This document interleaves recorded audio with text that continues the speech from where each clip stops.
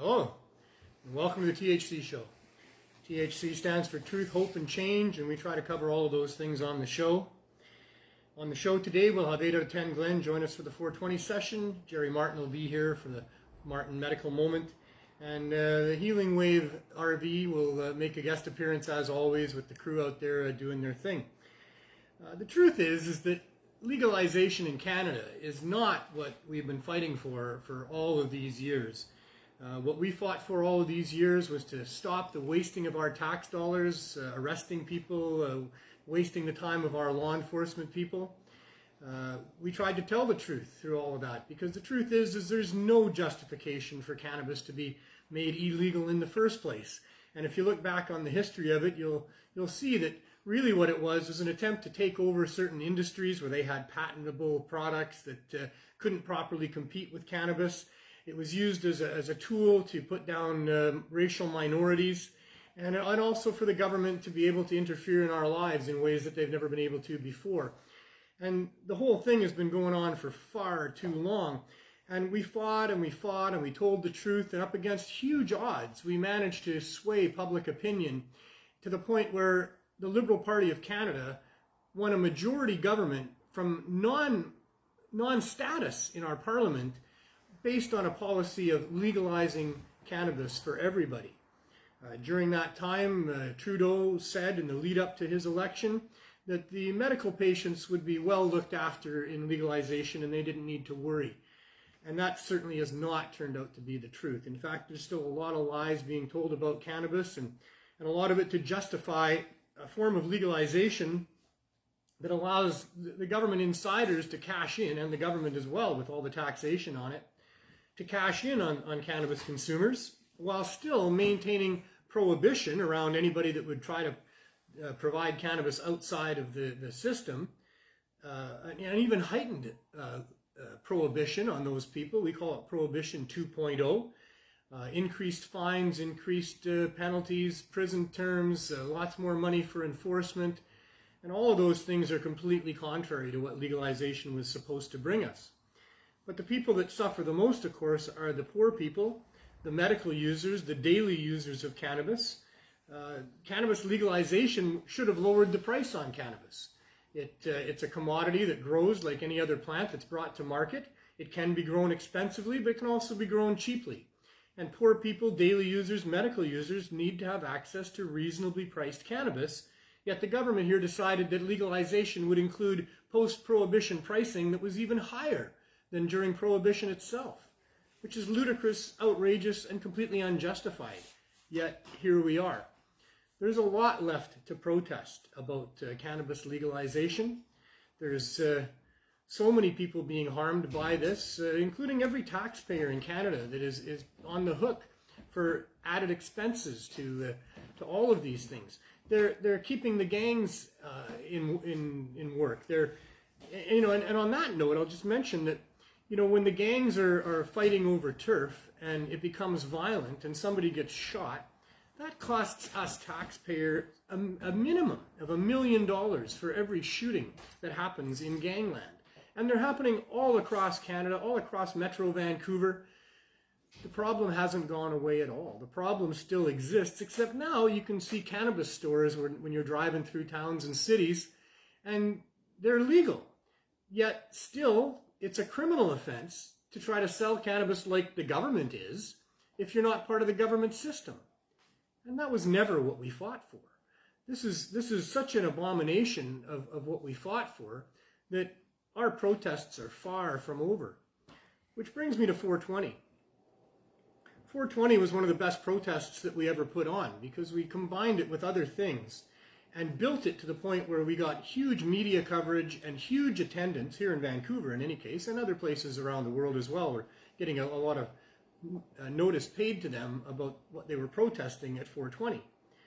But then COVID hit. The only thing that could have stopped us. There was nothing else that they could try that would stop us from doing our protests. But COVID hit, and that stopped it dead in its tracks. So now for the second year in a row, the 420 Organizing Committee is not organizing 420. However, there will be protests, and there will be more protests on that day. I can announce today that at Sunset Beach here in Vancouver, there will be a COVID 420 protest with the booths properly physically distanced from each other and adhering to the health officials' protocols as best that can be done.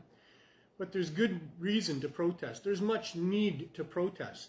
So if you're going to go and support that, please give everybody the space that they need and try to be as safe as you can. But I recommend people be as sane as they can as well. We are being gaslit a lot by the way that they're demanding that people behave, and I think that there needs to be some common sense involved in all of that. And there doesn't seem to be a lot going on. There's a lot of people that are behaving in ways that obviously are not being done with critical thinking, yet any attempt to criticize those people is met with fierce opposition, and everybody just must do what we're told without any critical thinking. And I think that that's a mistake. I think that there's a whole other bunch of issues that aren't being properly addressed. Especially the children. I think that the children in the years to come are going to be harmed greatly by the exercise that we're involved with right now. And there needs to be some thought put by our government to how we can stop that from happening as bad as it is. I don't know if they're doing that or if they're concerned about that, but I certainly am. And in the area that we're operating in here in the downtown east side of Vancouver, there's a lot of mental health issues that are going along with the whole COVID thing. And I really wish that our leaders would be a lot more forthcoming with proper information, proper instructions, and helping people stay sane as well as helping people stay safe. So if you're going to go to the 420 COVID protest at Sunset Beach or anywhere else that it's happening, and there will be other events happening as well, try to not give our community a bad name by completely ignoring protocols that will be brought into question and we will be taken to task for.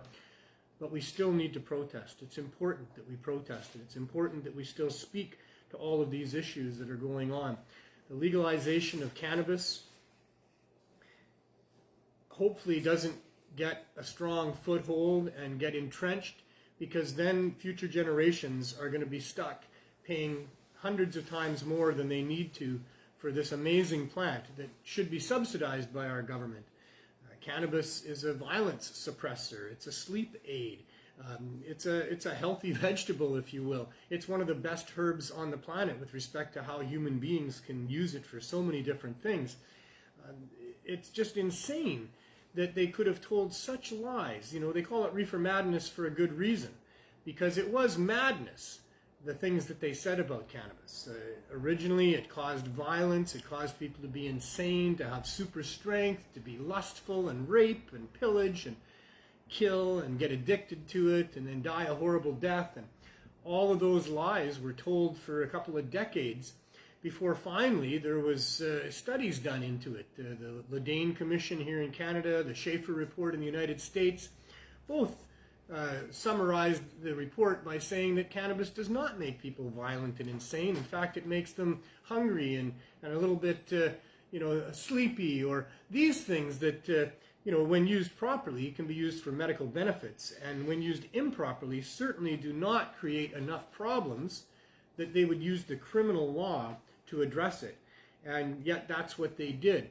And the result of that has been millions of people that have been incarcerated for simple possession of cannabis, especially in the United States, but around the world. There's half a dozen jurisdictions where people can be executed for having little more than a couple of ounces of cannabis. All of this has cost us so greatly over the many decades of prohibition, and all during that time, like I mentioned, those major studies that were done back in the 60s, but everything since then as well, has all concluded the same thing. Cannabis is not a dangerous substance in our environment. Cannabis is non-toxic. It's non-lethal. You can't die of an overdose no matter how hard you try, which certainly can't be said for just about anything else in our environment. Almost everything in our environment has an LD50 rating, which means lethal dose 50%. Simply put, if a population of average people consume these substances at a particular rate or dose, 50% of those people will die from it.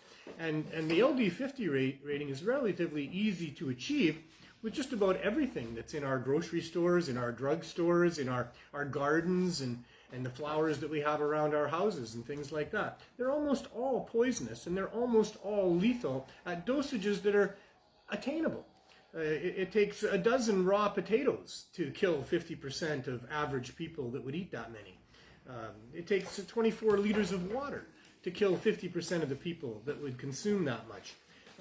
Everything has an LD50 rating, including cannabis. But cannabis is extremely rare in that its LD50 rating is 1,500 pounds to be consumed in 10 minutes, which of course is not attainable.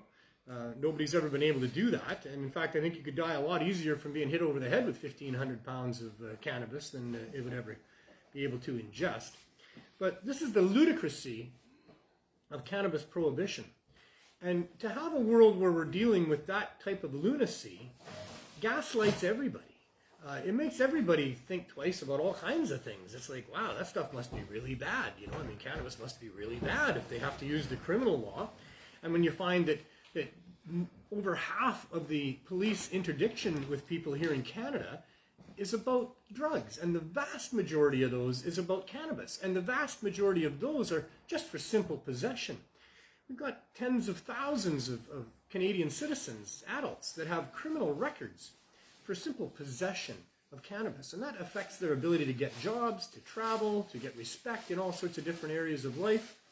It's been really wrong right from the beginning, and we demonstrated all of that. Our 420 demonstrations year after year demonstrated the safety of cannabis. Medical experts have spoken to the effectiveness of cannabis for such a huge variety of things.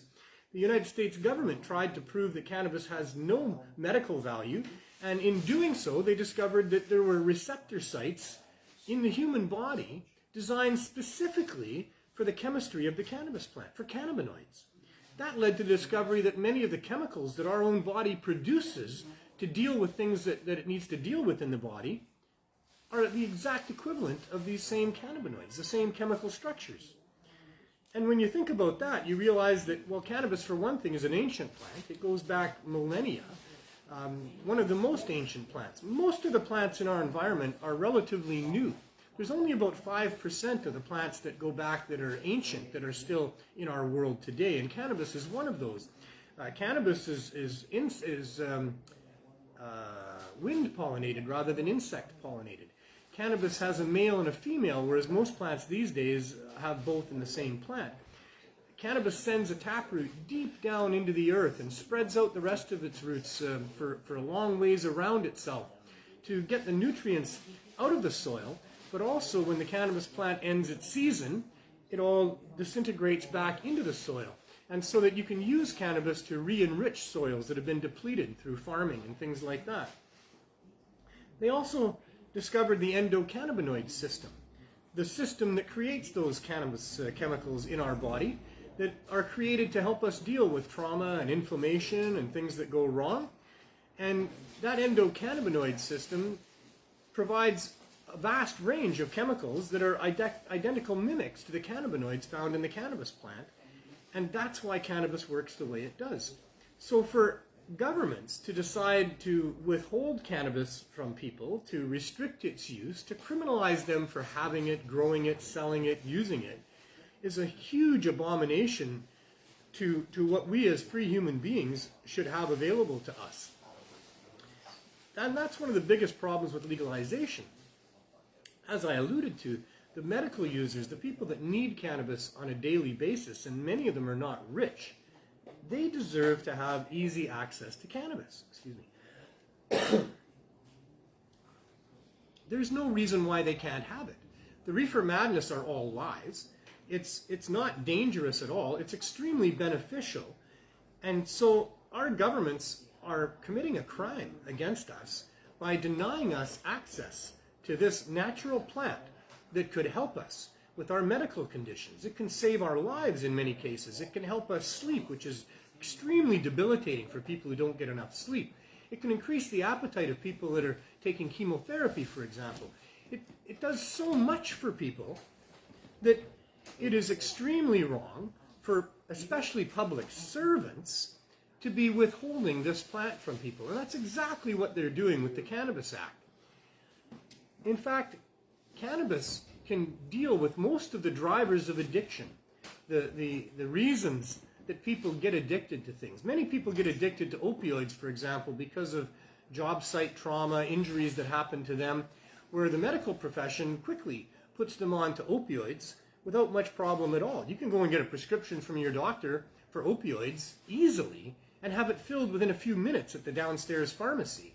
Yet for cannabis, to get that, I mean, it's almost impossible. It's such a hard journey that many people don't even accomplish it after trying.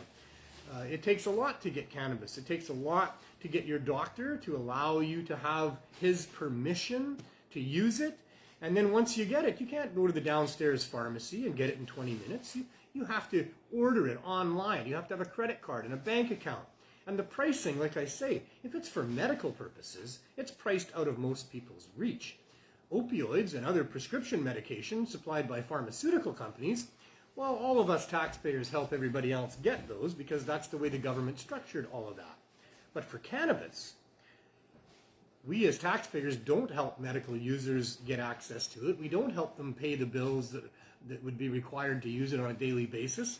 In fact, if you can't get permission from your doctor, which is really hard to do, then using cannabis for your medical conditions can get you in trouble with the police, arrested, charged, convicted, in some cases incarcerated, in many cases fined. For what? For what? Who have you harmed? Nobody's been harmed. Why would our public servants think it's within their realm to be able to come into our lives and harm us for simply trying to help ourselves and our medical conditions? It makes no sense, but it does make money. And that has been the bottom line driver of all of this so-called legalization, is the amount of money that's involved.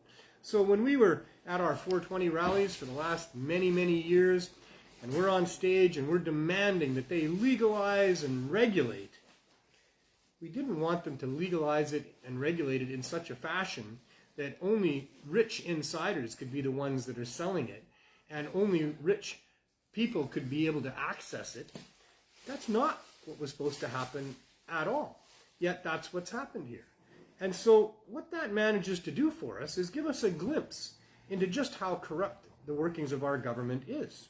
That they could listen to what we had to say, see the evidence that was put before them, hear us crying out for legalize and regulate, and decide for themselves, well, yeah, we can do that. We can legalize it in such a way that they can only buy it off us, and we can regulate it in such a way that, you know, we can still stigmatize it and its users. We can still blame it for a lot of problems in society. We can scare the population about how it might affect young people, and all of those things are just their way of legalizing it so that their insider friends can make a whole bunch of money, and they don't give a damn about the people that can't afford it. And that's a real shame, because in a free society, in a free democratic society, the real job of our government is to, on our behalf, look after those less fortunate.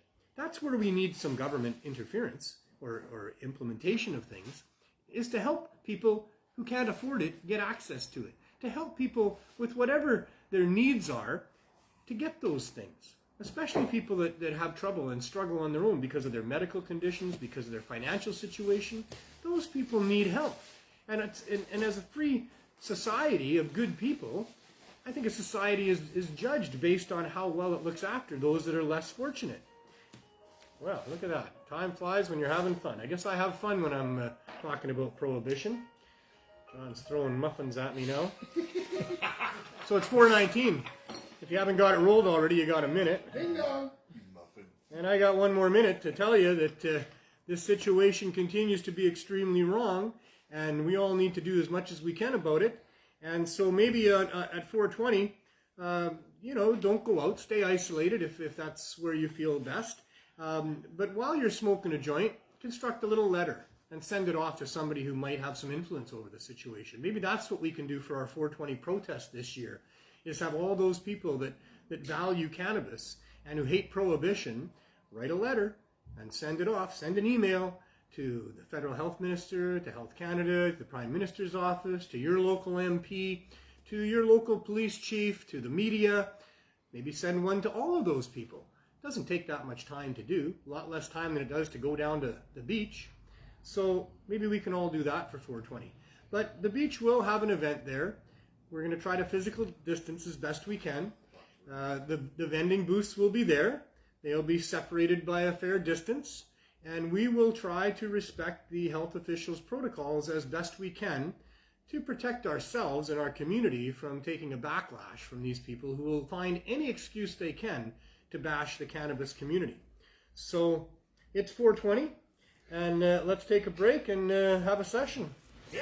Hey Glenn, how you doing? Good, how you doing? Where's Cato? Cato went upstairs. He got a little high on his catnip joint. He got into the joint early.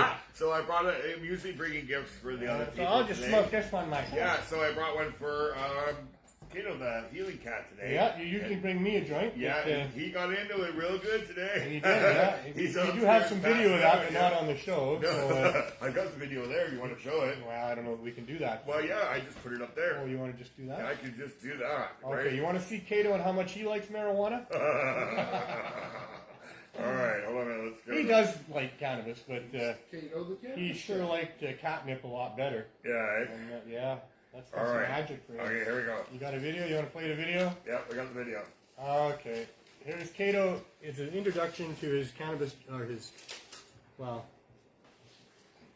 his joint. I'm not. You got to let me know when it's over, Neil. He was having fun. Oh yeah, it was great. And Sandra, she makes those in Surrey. Oh yeah. Here they are, right here. You see? And here's her phone number. If see. you got a cat that likes catnip and you smoke divvies, then maybe Catnip Doobie toy. Yeah, maybe you want to go visit Sandra. So Great let her idea. know. Thank you very much, Sandra, because the cat really had a good time with that, right? Yeah. Oh yeah, Yeah. for sure. There was no question. He loved that a lot. I know. He loved that more than he could even. Okay, I contain was himself. hiding it in my pocket, was going to bring it out at 420, but the cat found it in the pocket already, was attacking my pocket. Yeah. So we had to do it ahead of time. So Yeah, we were going to try to wait until 420 and then let him have it, but he was going to have no part of that. Questions about Sunset Beach?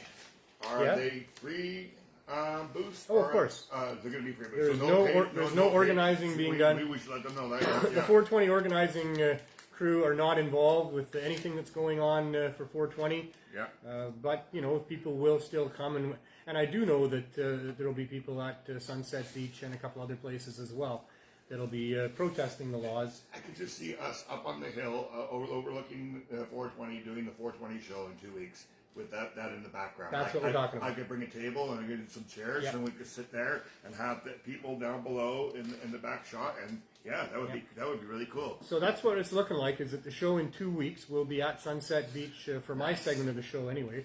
The show on Pot TV will be running before that, covering some other 420 event as well as I understand it.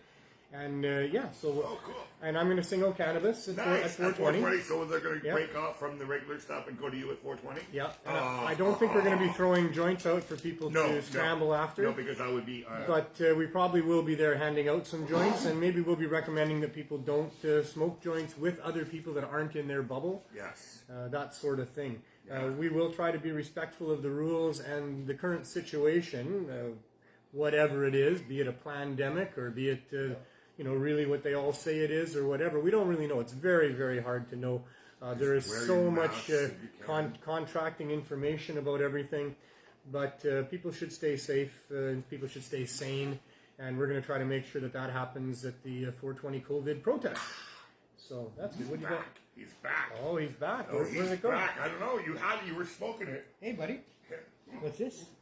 Oh, no, he's not no. Oh no, he's back. He's gonna want that. That's good. That's good. So what do you got there? I got some Kingsman Shatter here from David Dickdew. Okay. You know David? Yeah. Yeah, we got a platinum edition here. This is Frankie's Incense Haze. I see. It's a sativa, so you can have some of this. No, I can't smoke any weed for the 420 session. I believe in the truth, and as much as I don't like to have to admit it, smoking too much cannabis can give me a headache. Oh, yeah. And once I've had a headache, I can't smoke cannabis for the next day, Okay. or I get it back. All right. And I had a real bad headache all last night. Last night. I don't like taking pills. I've got some pharmaceutical type pills that do work. Yeah. But they also mess my stomach up. They make me feel very weird. Wow. Not myself. Almost depressed at times. Wow. I won't say suicidal, but I could see how it might affect some other Well, people like that. only indicas were doing that to you, or kushes that were giving you headaches. True, yes, sort of. It's more like roach pot. Yeah, but I still wouldn't. Okay. I would not You wouldn't take a want to chance. test it, yeah. What I went through for the last 30 hours leading up to this morning, I never want to go through again, although I seem to do it fairly regularly. By 9 o'clock this morning, I tried to just wait it out all night. Yeah. Because if it goes away on its own, then I'm good the next day. Yeah. But if I have to take those pills, then like I say, it messes up not just my stomach, but how I feel as a human being. Okay. But by 9 o'clock this morning, it was like, well, if I have any shot of doing the show this afternoon, I think I better take the pills. Wow. So I did, and within a half an hour, my head was not hurting. And I mean, it was thumping pretty bad good, there. Eh? So yeah, within 30 minutes, it stopped thumping. And how about your tests? Did they come back okay? I haven't heard yet. You haven't heard for those of you who think, hey, that guy should just go see a doctor. You did already. I did finally do that. Yes, you did. So I've been strapped to a table with all sorts of electrodes attached to me. I've given several different fluid samples and things. Waiting for a CT scan. I'm not sure when I'm going to get the call to be able to go do that. And, we'll see what the doctor has to say. But I haven't heard anything back yet. I suspect it's stress. Yeah, I suspect it's stress. I got another announcement. Our friend in Ontario, JR, has been helping people and giving them seeds to help grow. Nice. He's also going to help. He helped us a number of times He's too. going to help Mary. He's sending Mary some seeds for the London group too. Beautiful. Also, Beautiful. so I said we would give a shout out to JR. Great guy. Thank you very much. Yes, and that I'm keeping my word that I did that for him. Yes, that was right. And so that causes us to give a shout out to Mary. Yeah, JR was sent by me. I mentioned that you guys were both in Ontario, and I talked to Mary this morning, and she's telling me that she's had someone else approach her from Toronto that wants to start a chapter there. Oh, nice. And we'll help her with what she's doing in the meantime with London. And this person has a number of degrees. Oh, good. And is very enthusiastic. So I know where to go when I visit my mom. There you go. So hopefully before too long, somewhere close to you, there will be a cannabis substitution program. Yeah. And hopefully a low barrier access dispensary, because that's the other thing that we're fighting for here. And in saying that, I guess I should give a little bit of background to what it's about. We started a program 4 years ago, a little more than that now, of handing out high-dose edibles to people on the downtown east side that would stand in a lineup for hours to get them. And with the idea that they could offset the use of opioids and street drugs with the high-dose edibles and stop risking their lives with those substances. And it was extremely successful. It was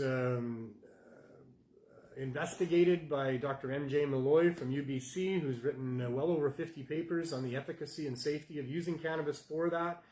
Cannabis high-dose edibles works really well for getting people through withdrawal, and that's the biggest barrier to getting off of opioids. That's what makes it most addictive, in my mind, Chris Beers, that the addictive properties are such that you can't just stop doing it. You can't just decide to stop doing those drugs. It takes a period of time where you're pretty much going through hell to get to the other side of it. And with high-dose edibles, that'll help you get through that. It helps a lot of people get through that. The reason being, smoked cannabis doesn't do it for people. It's not enough, because you can't smoke too much cannabis. I can, but that's a different story. But, for the most part, people get to a level when they've been smoking cannabis, and that next joint isn't going to get them any higher. It's not going to do anything for them. It's pretty much a waste of money. But with edibles, you can continue to eat edibles. Mm-hmm. In fact, they don't kick in for a little while, so you don't even know that you've eaten too many, and you can eat too much cannabis. Yep. And eating too much cannabis can leave you comatose for days. You can be hanging on to a street pole for most of the night, just, et cetera, et cetera. And the point there is that because you can eat too much, a person can find that right level to help them get through withdrawal or to help them offset the use of those other drugs. So it's extremely important to provide that. And when the city of Vancouver decided back in 2016 that they were going to regulate and license these unlicensed illegal dispensaries, there was over 150 of them here at the time, that one of the regulations that they put in place was not to allow the sale of edibles, which was completely contrary to what was needed at the time, because at the time we were having this overdose crisis where people were dying from a tainted street supply of drugs. And so what needed to happen was easy availability of cannabis edibles for people. And so the city of Vancouver went in the opposite direction, and that prompted me to, first appeal to them to reconsider. But no matter what they were going to do, we were going to start making it as easy as we could for people by giving it away for free. And so we would give out care packs of 4 to 6 edibles and a couple of joints to 200 to 300 people that would line up twice a week for the last 2.5 years that we were there. And so all of that resulted in the city and the studies from Dr. Malloy to come up with a motion that they passed unanimously to allow for low barrier access, which would be low cost and no cost cannabis. So we met with the city, we came to an understanding that we would find a storefront, we would start offering that service, and that hopefully they would support us if we were meeting the needs of the community. So it took us about a year to find a storefront because we were honest with the landlords, and landlords don't want to rent to people that are going to be providing cannabis that's not part of the Cannabis Act with a federal or provincial license. So it took us a year to find somebody that would do that for us. And we opened that up in this space that we're broadcasting from. We had a really nice store set up. We operated for 4.5 months. So we were loved by the community. We were doing great work here. But the city licensing department, unaware of the city's motion, threatened our landlord. And he, on his lawyer's advice, much against his own better judgment and wishes, took us to court to have us evicted. We thought we could get an extension, an adjournment until Health Canada, who we had already applied to, processed our application, gave us a ministerial exemption, and then eventually licenses. But the judge would not hear it. He said that, excuse me, that our hands were unclean because we were providing cannabis that was against the law. I guess it's okay to have blood on your hands, but unclean hands aren't so welcome in court. But that judge definitely has blood on his hands, as do most judges in this country, in this century of ours, that have been involved with cannabis prohibition. And here he was, standing firm for cannabis prohibition, and telling us to get out of our store, gave us 7 days, no time to find a new place, instead of giving us some time to get Health Canada to approve our licenses. I mean, maybe he knew what he was doing, because we had asked for 6 months, and it's been just over 5 months now, since we were evicted from the store. It's been almost 5 months since his ruling, and we were asking for 6. But yeah, we got evicted from our storefront. We couldn't stop doing what we're doing. I mean, that would have been unconscionable. Because we not only provided it, we were not only providing it at low cost from our store, but we had been providing it at no cost during the time at Vandu and at our store, and we had registered 250 people that were coming to get 420 milligrams every 4 days of high-dose edibles, and we could not stop providing that to those people without risking their lives. We did get letters from Professor Zachary Walsh, the foremost expert on such things, from Dr. M.J. Malloy, from other healthcare professionals, the local psychiatric nurse, from all the different harm reduction groups in the area. They all supported what we were doing. They all spoke to the seriousness of us stopping what we were doing, so we couldn't. So we got an RV, and without missing a single day, we were parked out front and providing our service to the 250 members of the program, as well as to the neighborhood in providing low barrier access to cannabis. We were raided in the RV after 2 weeks by the VPD, who we've since learned were not acting on a complaint. It was simply their little squad that goes around, the anti-vending squad, and they try to kibosh any of the people in the area that are trying to sell stuff from the sidewalk. They happened upon our RV, which we were not hiding in any way, shape, or form. We had big signs all over the place speaking to what we were doing there. But they came along, they saw the cannabis in the jars that we had displayed in the windows, and they seized all of that and gave us a real serious hit. And that prompted me to make some phone calls and send some emails and mobilize some people, including a deputy chief of the VPD, who I had a relationship with and still have a relationship with respect to when I presented the program to them before we started at the police board. Steve Ray came and talked to me about it, shook my hand, thanked me for what we were going to do. And so when I emailed him and said, hey, why did you raid us? What's going on here? Do you not understand how many people we're helping and how well supported we are? And he emailed me back and he said it was not in his command area. He was not aware of it. that he would look into it and someone would call me. So that happened, and we got the phone call, and a VPD officer named Candace Murphy, who says she's in charge of the downtown East Side Police, listened to what I had to say for about 20 minutes while I explained to her the whole journey, as I've just done with you, although even with more detail. Very, very clear to point out to her that the risk that would be put onto these people if we stopped our program. And at the end of it, she had the audacity to say, "Oh, gee, Neil, I'm really sorry to hear all of that, and we really hope you get your license soon, but in the meantime, you're going to have to stop doing what you're doing." Well, I said, "You didn't just hear what I said, did you? You weren't listening to me. You couldn't have just said what you said to me if you were listening to me." And so the conversation got rather heated over the next 5 minutes, where she threatened me and said that we had to stop and that she would arrest me if we didn't.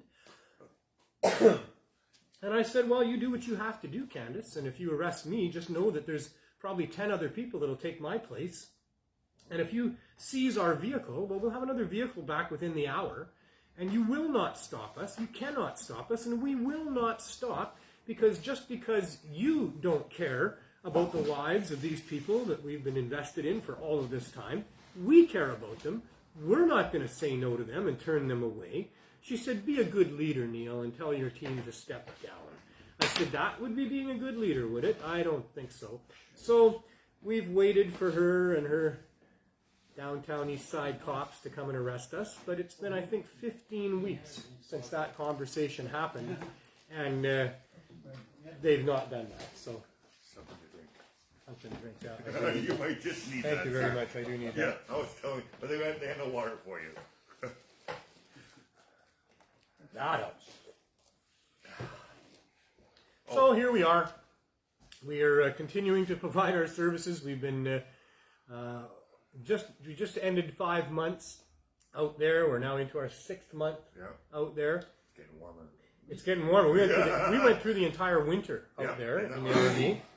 Went through a ton of propane and trying to keep it warm. 150 tanks. 150 tanks, 150 apparently. Tanks, little green tanks. Well, they're not little. Well, I used to work for propane. Yeah, 3-pounders. But I used to deal with 20-pounders and stuff. So you still think they're that big, do you? Well, I took them all over the no, not big, but yeah, everybody knows. Yeah. John Murray's in the studio with us, and he doesn't have a microphone, but he's given us the information that we need here. He's been taking those back to the recycling place, so he knows how many there are. One trip. What? 150 of them in one trip. Wow. So there's more than 150 then, because there's been 2 trips. All told. Well, and we still got a bunch more there. We're probably close to 200, although I don't think we're going to use it anymore now. No. Now we're in the opposite problem, which is that it's going to get really hot in there. Yeah. And so it's been over 6.5 months. Hi, Mary. John says hi, Mary. She's saying hi. Hi, Mary. It's been over 6.5 months since we applied to Health Canada. When we first applied, we applied under an emergency basis for the ministerial exemption because we knew we were facing eviction and what else that would bring. Hi, Mary. The Muffin Man. we call him the Muffin Man, not because of what he brings us, but because of how he looks. Now you got a muffin. I'm going to take some heat for that comment, I'll tell you. Either that or he's going to go on a diet.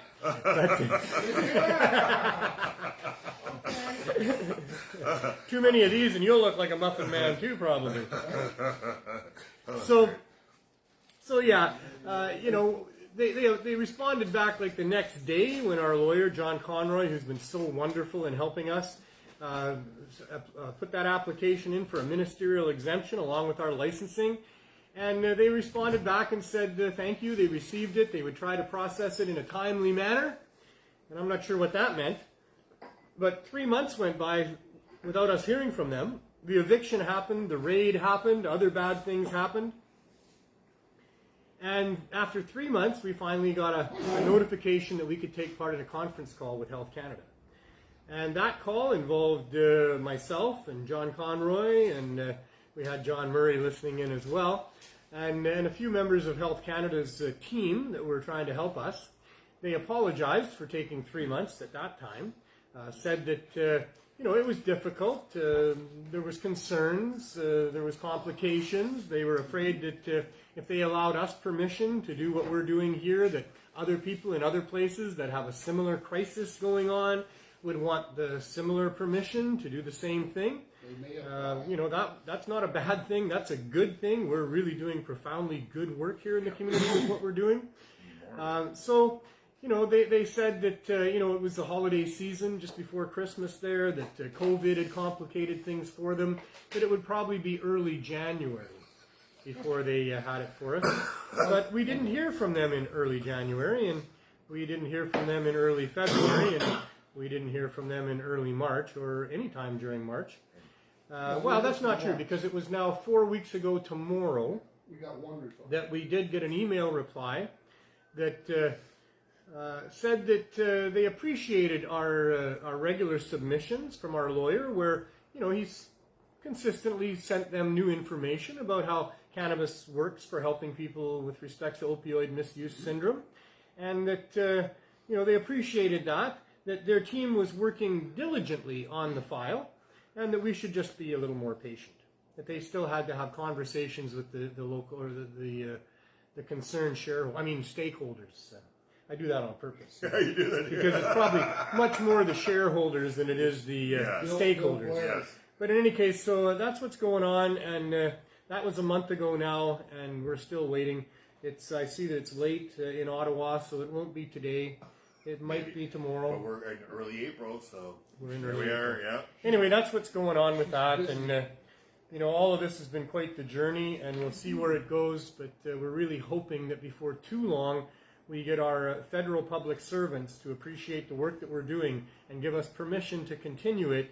And even though it's going to mean some issues for the government stores and their high prices and things. So anyway, Glenn, that was a little bit of an extended session. Yeah, CannaMatch has hit 4,300 people. I didn't let you talk very much. I let you talk. I do that all the time. Yeah. It's my show. How many? 4,300 now. Whoa. Yeah, 4,300. Yeah. CannaMatch.ca. There we go, CannaMatch.ca. Best place to hook up with other like-minded people if you're wanting That's to. what they say in the news, like-minded people. Like-minded people. Find out how I cheap like we the live. minds of those I think people we've got myself. Some success stories too, yes. I got to get John a microphone if Come he's going check to us keep doing out. this. He's got a voice. Yeah, I know. I still don't think they might hear him over there. It could be. They probably do. Well, So, Mary did. Mary did. No, I mentioned that he was here. Oh yeah, that's true. That's true, what was true. going. All right, we'll see you next week, sir. We'll see you next week. Thanks for dropping by. Yeah, no Have as problem. much fun as you can. I'm trying. So that brings us to our next segment here, and that's the Martin Medical Moment. And we've been talking with Jerry Martin since the beginning of the show as he is on his journey to try to get some relief from what's happened with him and his attempt to get cannabis into his community. I don't know if you're on camera yet, but you may as well come in here, Jerry. I'll introduce you while you're still sitting here. So Jerry had lived a tough life, had decided that he wanted to give back to his community, ended up opening up a cannabis dispensary, and operated that dispensary for about 4 years, up until about 4 years ago, 4.5 years ago now, in a small town called Whitewood, Saskatchewan. And after 4 years, with Trudeau getting elected and legalization coming in, instead of being given some approval to continue helping his community the way he had been, he was ordered to shut down. We've explored it on this show before. You can't shut down when you're operating a medical cannabis dispensary. You can't do that because there's so many vulnerable people that are suffering and sick that need your help that have no place to go if they can't come to you. So you don't turn those people away if you have a conscience, and Jerry couldn't do that. So that ended up in his arrest and seizure of his belongings, and hopefully one day getting a day in court to be able to discuss these things, and that's coming right up soon here. So hey Jerry, Hey, how you doing? I'm good, and you? Pretty good. You getting excited? Yeah. Yeah, that's good. I would be. I don't know. You're apprehensive, of course, as well, right? I'm just so busy now during the day and stuff. I just don't even think about it. I see. Well, that's but it's good. coming up pretty quick. So Yeah, it is. This is April 26th, 27th, and 28th in Regina, Saskatchewan. Yeah. I guess you can't go there and watch the proceedings. Can't go there You're myself. not even going there. No. They threatened you that if you went there, they would postpone it because they were afraid of other people coming to support you there. That's it. So the way that you support Jerry is with letters to the media, letters to the politicians, letters to the Justice Department, all of those things you can do. They're on a big COVID lockdown too right now. Yeah. Yeah. So you're going to have a Zoom meeting or something like that, right? Well, apparently it may not be like that. I may have to go somewhere that's certified, like a stenographer and shit, right? Right. So why can't I show up in court if I got to go see these people? So I'm going to be a lot further away from the judge than I'm going to be from the stenographer. You got to go to a room with a Well, camera. do you have to go to a stenographer within Saskatchewan? Or? Well, they'd have one in the courtroom. They'd have it here. Yeah. Yeah, you could do it in the courts from here, probably. Well, that's the whole point. You know, they'll postpone it if I go there, but it's okay to go here. It's okay to go Yeah. here Yeah. because they don't think you're going to get the same amount of support. I don't Here. think I'm going to get the same attention that or the cases are going to get the same attention. Right. No. But That's the it. media is going to be covering this, though, I would imagine. I think one newspaper is going to. More than that. So that's something you can do is get a hold of your local media. Tell them there's this big case coming up here. And your case is sort of similar to what we're trying to do here, is to provide low barrier access to people and medical patients and things like that, storefront access. Yeah. Because Reasonable access, which we've always been fighting for. yeah, exactly. Yeah. And even what you had going couldn't really be called reasonable access because you had to have a doctor's permission and you were following all those protocols as laid out by Philippe Lucas and Riel Kapler back in the day for the Compassion It's a Cult. lot more reasonable. Yeah, a lot more reasonable than none at all. Yeah. That's for sure. But your constitutional challenge is going to challenge all of those things, right? Yeah. And so it's very, very important. It's like the most important case coming up here. You've got some co-defendants. Pat Warnicki is also involved. He's brought his case into this. Yeah. And I believe there's one other fellow is in Saskatchewan as well. Yeah. So, Was Pat involved in the same thing? Pat Warnicki had a dispensary in Regina that was raided by the police and numerous things seized. Yeah, the Best Buds Society. Okay. So, he's added his case to Jerry's constitutional challenge there. Excellent. So, yeah, we'll see how that all shakes down. And you're busy all day, every day with doing what, Jerry? Microdose. Microdose.ca. Yeah. You're trying to bring psychedelics to the world and free the mind. Microdots. Freedom of thought. I did 5 of them the other night. Like 750 mics. It was good. You did what? Microdots. Like 750 mics. You did. Yeah. Oh, yeah. Explain microdots. So when you take 750 microdoses, it's no like- longer a microdose. No, No. it was a personal high Yeah. dose experience. Yeah. Tell me what a microdot is. Yeah. I should let John sit in the chair here and interview. I think. It's So tell me about microdosing, Jerry. so Microdots. microdots are just they're a different form of putting the LSD into something. Right. That's usually the blotters have. Yeah. But they're a little stronger. So you need to adjust for that when you're diluting it in water and making for your microdose. Right. So can people order these things through microdose.ca? Yeah. Anywhere in the world. Yes. Well, almost anywhere in the world. I do have few restrictions, but few. I see. Yeah. And they get the microdosing supplies. Do you provide any information with that for them? Yeah, so there's a blog on there with all kinds of latest articles, news, studies, things like that as well. Yeah. And are you gathering information and data as you go? No, I did have. I'm thinking of doing that. I was thinking about it yesterday again. I do have a questionnaire that people can fill out. And either do it anonymously or use their own name and then check if they want to be part of an upcoming court case. So I need to put that on there so we can start getting potential witnesses for what I'm doing with MindTech. So And that's which I'm going to move forward with. It's just we got to wait to. So that's a potential court case down the road, and freedom of thought you'll be case, supplying survey data and other data for that case. expert witnesses, studies. And you need some help with that? You need people that have some expertise to get a hold of you, or some people that have experiences to get a hold of you? And So we'll be putting that on mindtech.ca. cool. So you can be part of a groundbreaking, historical thing that's going on here, where we try to fight for our freedom and especially freedom of thought. Yeah, which so, is important. I think it's super important, especially right now with COVID and other things. There's a lot of censoring of information. There's a lot of things that. There's a lot of the social media platforms are purging a lot of information off of their sites. You're not allowed to think, I just got blocked again today. Yeah. I mean, yeah, and it's my first 24-hour warning. In like a year, man. It's good. That's good for Jerry. Yeah, that's really good. Yeah, You're heading to jail soon. And it was for a good reason. Yeah. I believe so. I mean, these are important things. I mean, freedom of speech, freedom of thought, those are really important freedoms that you have. And you need to be able to hear what people are thinking and hear what they're saying, even if they're wrong. I mean, you need to be able to hear that kind of stuff. So there's a lot of effort these days to just try to not let anybody say anything unkind to any group, even if it's the truth. Right. We want to be able to develop new ways of being able to think from the standard pattern that we've been, programmed into. Right. So psychedelics help do that with neurogenesis, and neuroplasticity. You ever see the BBC Earth program Rituals? No. I just watched the first episode of that the other day. Man, there are a lot of different ways to think out there. Oh, yeah. I would love to watch that. Wow. Yeah. Wow, some of the rituals that people get involved with as a culture that have been going back for a very long time. Yeah. One was where the men of the tribe, I guess, or whatever, will cut themselves by a professional in all kinds of ways that give their skin, when it scars, the look of a crocodile. Oh.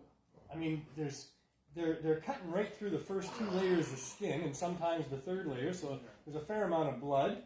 There's a fair amount of these cuts that you can just see the white lower dermal layer.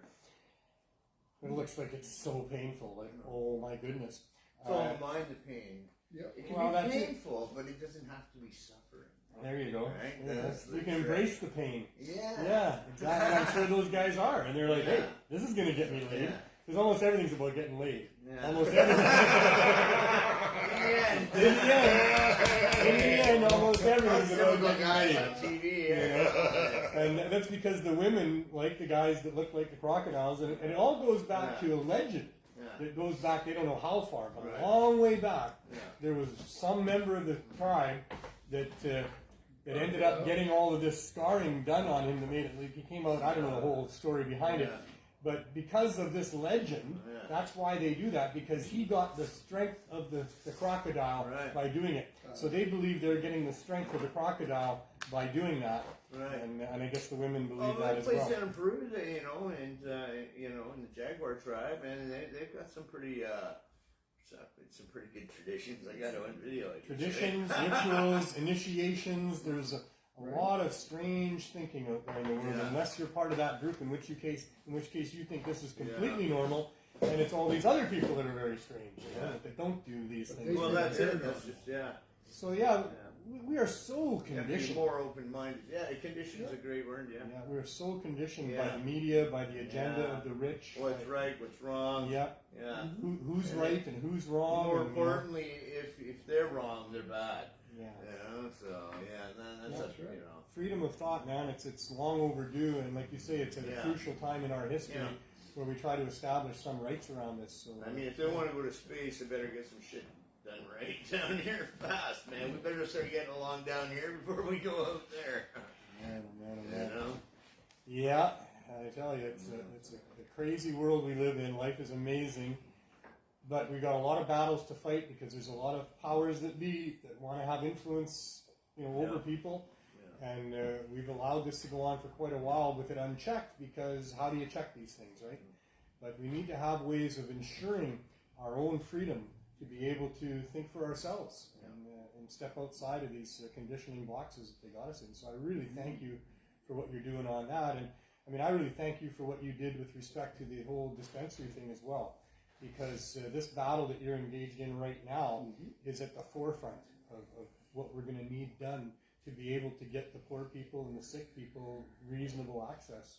And without you going through this, they would just have their way with us, and they don't give a shit. So I'm really glad you give a shit, and I'm really glad that you're willing to hang in there. It's a tough journey. Yeah. You know, and I've watched I'm you. doing it now. We're behind you, brother. Yeah. It is, yeah. It is coming to an end, I think, and I hope we get some good relief out of it. I hope sanity prevails. I don't see how it can't, but that's just me. You know, I should be more cynical, I guess. I'm fairly cynical, but I'm also optimistic, and I don't like unreasonableness, and I can't understand why unreasonableness continues. You know, until you find out that, oh, well, that's just because somebody's making a whole whack of money off of that unreasonableness. You know. And so that's what's going on here. So we need to fight these wealthy people that have agendas of taking away our rights so that they can oppress us and they can manipulate us and they can monopolize things. We need to fight against that because the future, if it's all controlled by corporate agendas, is not very friendly. And I don't think it's a very good place for human beings in the future the way things might be going. But it's funny. There's forces that are both sort of converging at the same time. The whole cannabis activism movement went from being a lot of very unfinanced, unsophisticated people to some pretty well-financed and pretty sophisticated groups that are fighting on behalf of everyone's right to access cannabis. And at the same time, these pharmaceutical companies, the oil companies, the other, the police unions and all these other people that love cannabis prohibition, they've got a lot of leverage and a lot of power and sophistication. If we didn't have some of that going on too, I think we would just be rolled right over here. Yeah. And yet we've got a chance for future generations of putting these people into the boxes that they should be in, so that they can't just have your life. They think they own us. The way they act, they think they own us. They think they own our choices. And that's just absolutely wrong. It's wrong when dictators do it. When tyrants and kings and those type of people, it's wrong when they do it. But it's so much more wrong when public servants are doing it on behalf of these people. So we really need to fight this fight. And thank you for providing an opportunity for people to go along with your journey, to help you in your fight by writing letters, making phone calls, sending emails, talking to people, accessing all of these ways that we have to affect change. This is where we really need to be focusing our attention, because this is the big battle with what you've got going on right now. And us too with our application. We're not before the courts yet. We very well may end up there. But what happens with you will determine a lot about what will happen with us and whether or not I end up in court fighting for these things or not. If you're successful, I think that'll pave the way for us not having to go to court against these people. So I've really got my fingers crossed for you and for us and for all of us. So what else is new? You want a drink? We let you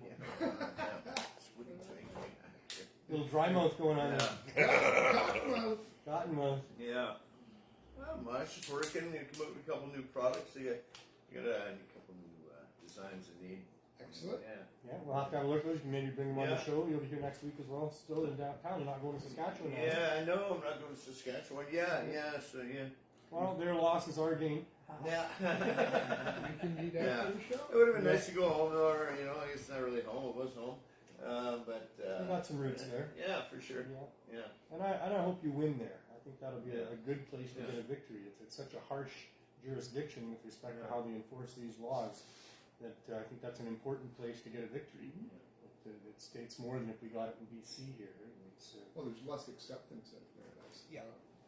So, I guess on that note, we should maybe go for a walk outside and do the little RV report, the reefer van. In case you don't know what RV stands for, that's reefer van. Reefer van. Yeah, everybody should have their own reefer van. RV. Yeah, Jen Reefer out there, George Reefer, and Andrew Reefer, right? I see. We got the Reefer family. The Reefer family. Yeah, the Reefer family. The Reefer family, yes. All right. In the Scooby-Dooby day. I'm going to bring you on the show one day, whether you like it or No not. You can't just sit there and Quick, put it on there. can't be part of the show from from a distance. John Murray's a wonderful fellow. We'll get him used to the cameras eventually. Maybe you'll see him at 420. Yeah, maybe. Maybe you'll see him at 420. Turn around, Neil. I'll wave. There you go. Turn around. Oh, what's that? There you go. No, he's already gone. He missed it. Next time. It's a beautiful day in downtown Vancouver.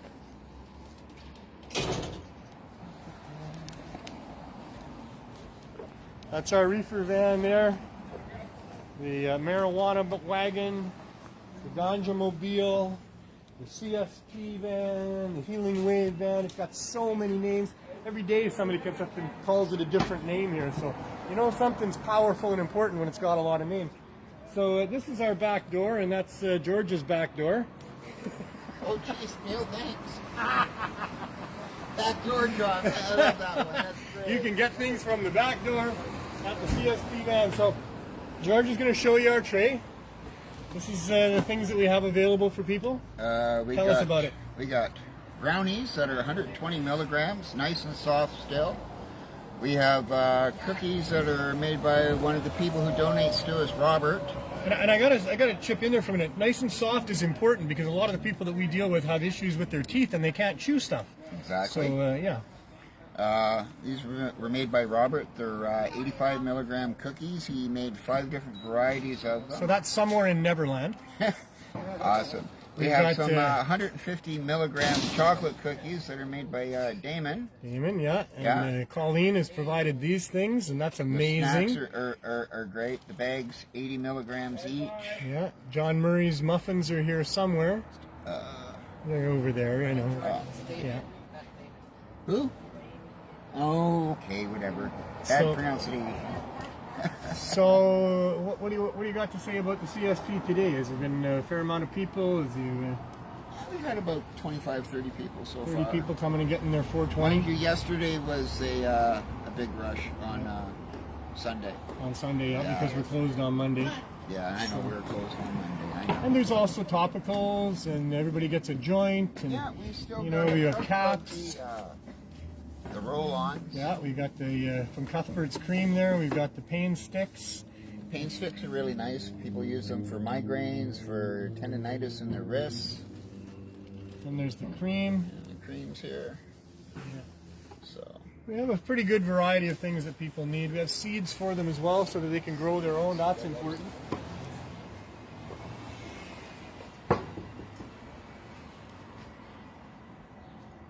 Anybody home?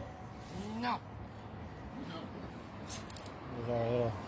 That's in bad shape now. You don't see the tape when it's nighttime. It's like us. It's been through a lot. Yeah, exactly. So Jennifer Nelson, how are you? Have you had fun today? Yeah. This is the side window. This is where we provide low barrier access and low cost cannabis for people in all of its different forms. We even have suppositories, and then they have those available for the CSP as well. I like to mention suppositories. I don't know why. Mackenzie likes to mention. Yeah, well, we just like to say it. Hey, well, you can smoke it. You can put it on your or you can figure out what to do with suppositories. We have pretty much every form of it possible. We do. We try to have everything that the community needs because Edibles, many smokables, different people need different things. Yeah. Some forms of cannabis work for some people and not for others, and exactly. So we try to have everything that everybody in the neighborhood might need. And I see somebody wants to talk to you, so we'll let them do that. We're going inside.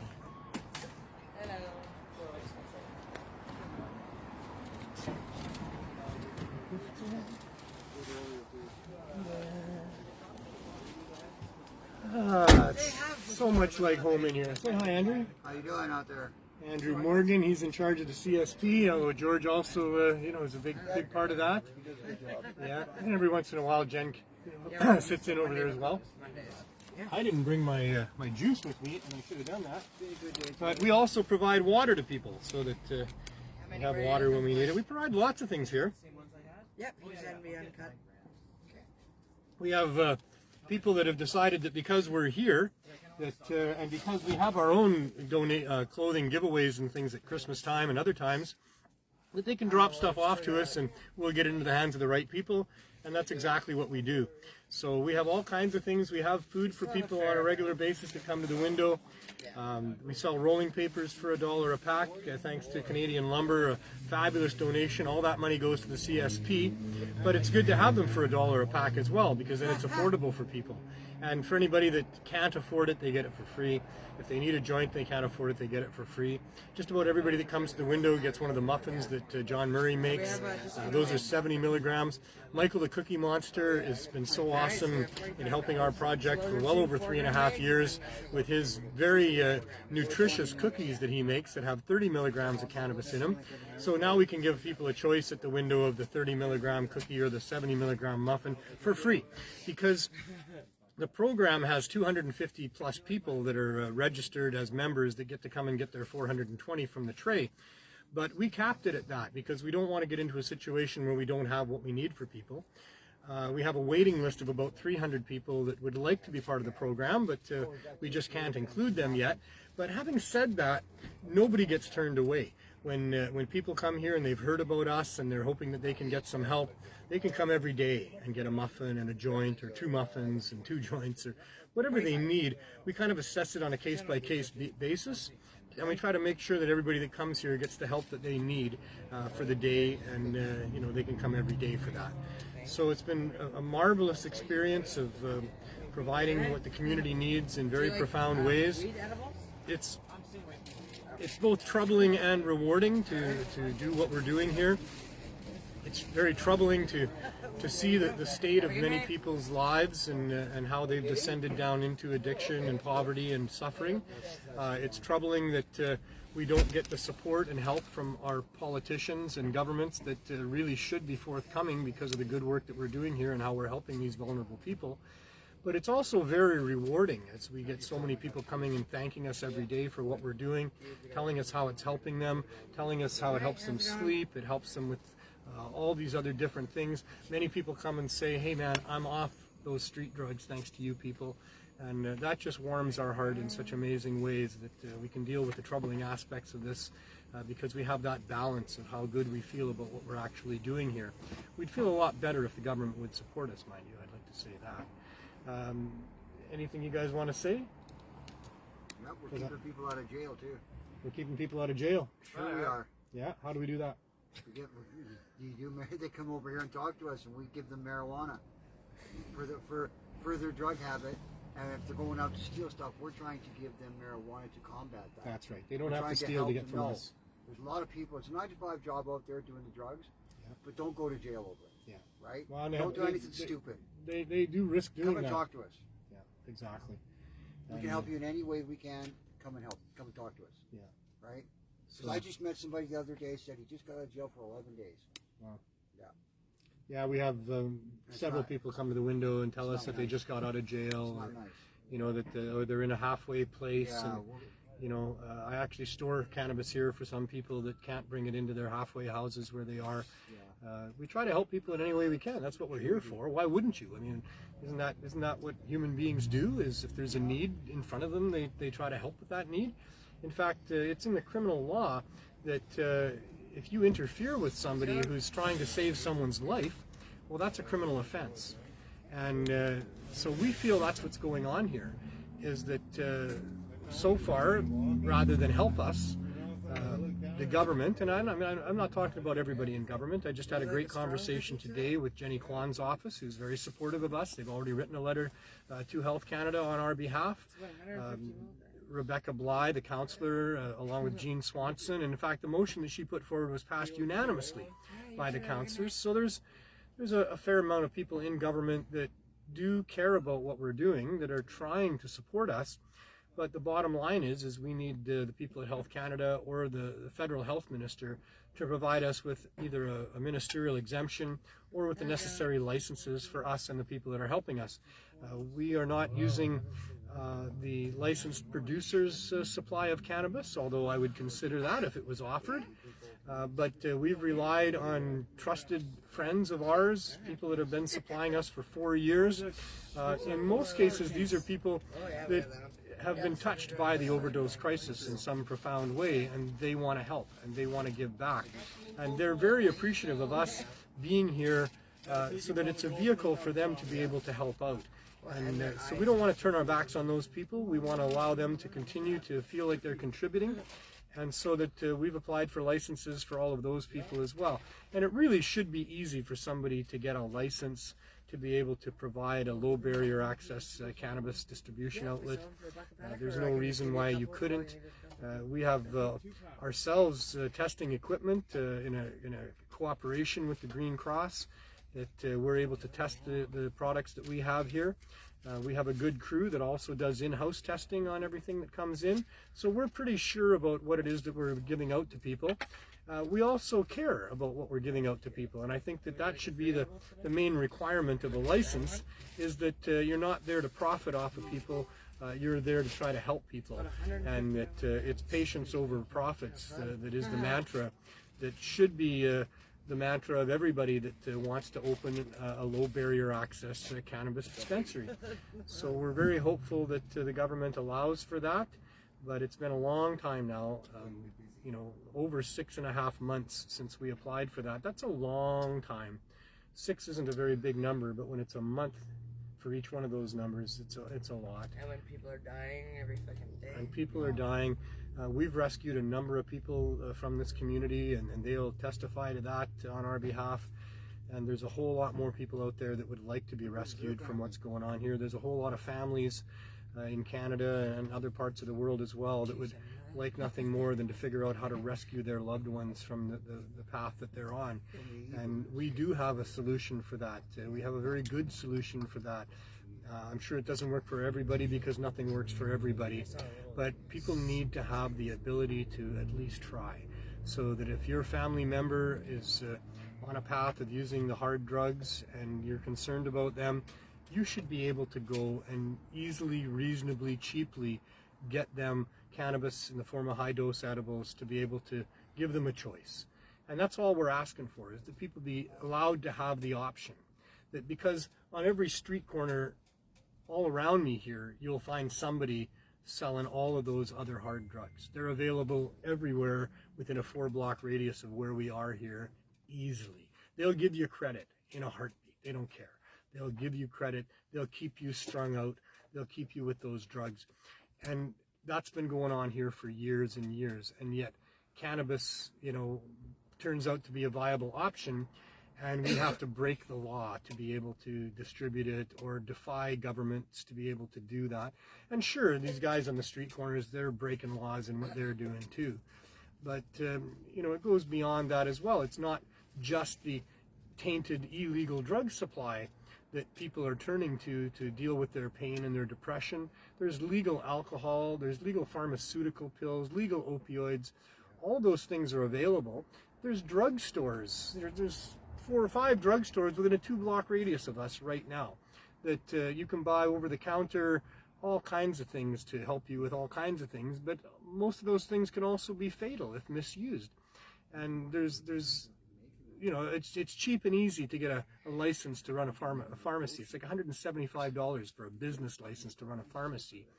And for cannabis dispensing, non-medical, is $30,000 plus another hidden $4,000 or $5,000 in fees just at the municipal level here in Vancouver. I know this doesn't apply in other municipalities where most of them have much more reasonable license structures for their dispensaries. But here in Vancouver, you know, a really large metropolitan area, we've got $30,000+ licensing fee from the city, plus about $9,000+ to go through the provincial licensing program. And then you have to put on taxes onto the products that you're selling. In fact, it's taxed at about 4 different levels before it even reaches the dispensing level. That the packaging is obscene. It's extremely gross. The single-use plastic packaging that is being used here as required by the government. And so, you know, this is not reasonable access. This is not the legalization that we've been fighting for. And our fight is not over by any means. And so that's why we're going to have a COVID 420 at Sunset Beach, respecting the public health measures, but at the same time, making our point and getting together and protesting what's going on here with legalization. For most of my career as an activist, we were protesting prohibition, and now we're protesting legalization and calling it Prohibition 2.0. An even worse form of prohibition where only government insiders and people with a lot of money can buy licenses and get the right to produce cannabis and to sell cannabis. And all of the other people, the people that were providing cannabis for all these years, are still left out, are still criminals, are still being chased down with our tax dollars and our police enforcement, and with even more vigor and heavier fines than there were before. So legalization has meant that the government and their friends can cash in on cannabis sales, while everybody else that was a criminal is still a criminal, and this is not okay. This is not what we've been fighting for. In fact, as I said, I think it's even worse, especially when you look at the people that are behind the legal producing of cannabis, and see that many of the people that are on those boards and are helping to run those companies are people that are former prohibitionists and police chiefs and insiders in the prohibition scheme of things that have now switched over to, rather than prohibit you from getting cannabis, now they're going to allow you to get it, but only through them and only at outrageous prices. And with cannabis that is severely suspect due to the scale that it's grown on, the chemicals that they're allowed to use on the cannabis, the irradiation that they have to do if they're not using the chemicals, with an eye to killing the microbes on the cannabis plant, which is not something that's ever been a concern. There's microbes on all of the fruits and vegetables that we buy, and microbes on cannabis plants have never been an issue. In fact, nothing's ever been an issue with cannabis. There's no hospital wards filled with people that are suffering from brown lung or other serious health conditions because of cannabis. In fact, there's no health conditions that are caused by cannabis, other than if you smoke too much concentrates, you could maybe green out for a few minutes. You might throw up, but there's no significant health issues. There's no long-term health issues with using cannabis. And how could there be when the cannabis plant or the cannabinoids that we're ingesting is all about supplementing our own interior system of cannabinoids that help us with all the things that go wrong with us. So, I mean, with smoking the dried flowers of cannabis or the buds, you're not just getting the cannabinoids, you're also getting the carbon that's within the leaves and the stalks or whatever. And some of that can be not so good to ingest. So if you're smoking a large amount of fairly swaggy cannabis, you could get chronic bronchitis, which is no laughing matter, but it's nothing compared to the serious health issues that come along with pharmaceutical medication, with alcohol, with commercial cigarettes, or even the processed foods and the sugars that we're intaking on a regular basis. All of these things are harmful in serious ways. Cannabis is not possible to be harmful in a serious way, yet they're using the criminal law in a very serious way to try to protect their financial interests, not the Canadian public, but the financial interests of those that would now sell it to us. So it's still very wrong. It's still much needed to be protested and worked on. And so there's something to do. You're here for a visit on this plane of existence for a relatively short time, and you can just take that time to enjoy yourself, or you can take that time to enjoy yourself and also make it a better place for the people that are coming after you. And I think that makes it even more enjoyable when you're going to try to tweak the world a little bit in a positive way. So that's my advice, that's my recommendation, that everybody tries to find a way that gets them into the game of helping to make the world a better place. And from my point of view, there's really nothing more powerful than the movement to try to bring freedom through the proper legalization of cannabis. So I think we can all do that in some way, shape, or form. And I challenge you all to find your way of making the world a better place.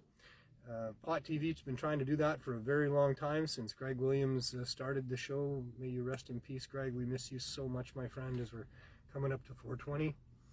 And Pot TV's been running for a very long time, of giving people a voice like myself who just feels a need to do something and to try to make a difference.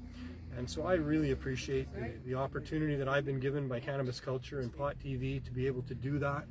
I thank my producer, Neil, for all his incredible work in making the show go.